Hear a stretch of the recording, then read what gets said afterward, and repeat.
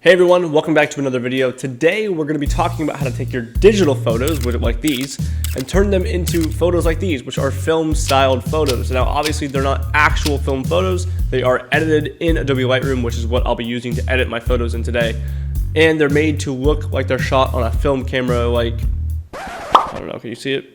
That's a film camera back there. They're made to look like they're shot on original film camera, so we're going to give them that vintage feel, that grainy feel. We're going to pull up our highlights and our brights, and we're going to push down some of our blacks, so there's a high contrast, but there's a lot of like light and airiness to it. So without further ado, we're going to talk about how to edit them. We're going to talk about how you should be shooting the photos. We're going to get the whole thing going.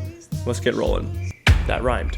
Not on purpose. Okay, so to get started, you want to make sure that you're shooting your photos correctly, and this means shooting at like a higher aperture. So instead of shooting at like f2 or f1.8 or however low your lens might go, however fast it might be, I went ahead and shot every photo that I'm showing you now at f8 or above, some at f11, some at f20, some it just depended on where the sun was at and how intense the actual light was. The reason I did this is to make sure I captured as much detail in the photo, because we are going to be taking these photos and adding grain, getting rid of some sharpness, kind of making them look and feel a little bit older. So make sure that whenever you're shooting, you're getting as much detail in your shot as possible, which means that you are shooting at a slightly higher aperture.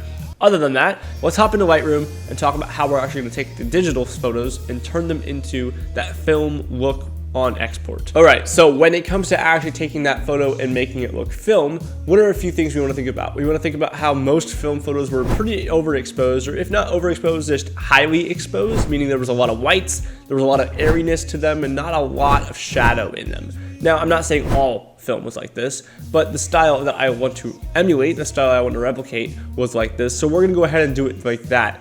I would push up my exposure, I don't know, a little bit in the beginning, push up those highlights in the beginning as well, maybe about 14, 15, but it really depends on your photo and what you exposed at. Bring my shadows up as well and bring my whites up. Now, obviously you can start to see that, some parts of your photo might be getting blown out, and you want to make sure that you don't lose that detail either. So go ahead, fix that, compensate wherever you need to, and then push your blacks down, and push your contrast up. And you want to keep playing with these settings, keeping everything on the higher end, the brighter end of the settings, until you find what you kind of like. I tend to like lots of shadows removed, so I like to be able to have like almost everything bright. It's just my style. You can once again change it how you'd like to.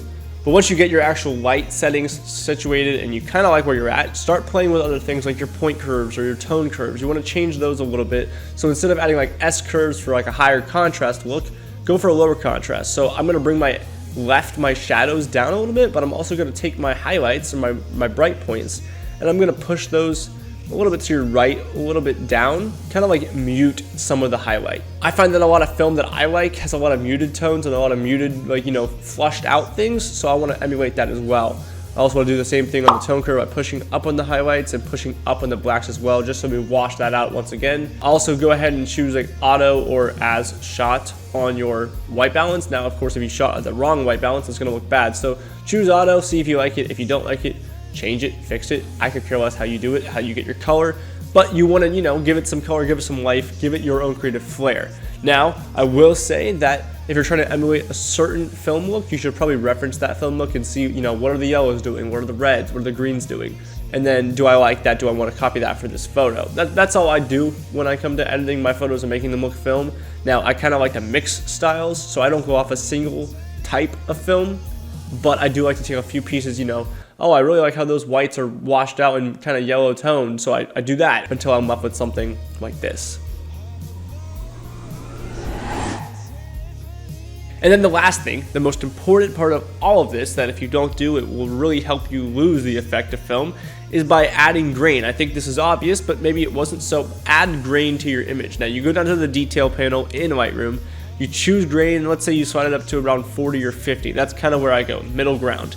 Then, if you don't already have it dropped down, go ahead and press the drop down on that side, and then you'll see size and roughness. Now size, you want to be careful with this because the size of the grain will drastically change very quickly, might I add, to affect how your photo looks. So I push it up to about 40. I find that not going past 45 is helpful because I don't want to put it out of focus or make it look blurry, and I want to have as sharp of an image as possible with the amount of grain that looks like it's shot on old vintage film. And then from there, I just choose my roughness about, I don't know, anywhere between 20 and 40. I know that's a roughly broad pattern, but everyone's photo will be different. These are shot at 55 megapixels. Now yours might be shot at something completely different. So you want to make sure that you know what your camera settings are putting out before you play with the grain, because the grain will affect that differently.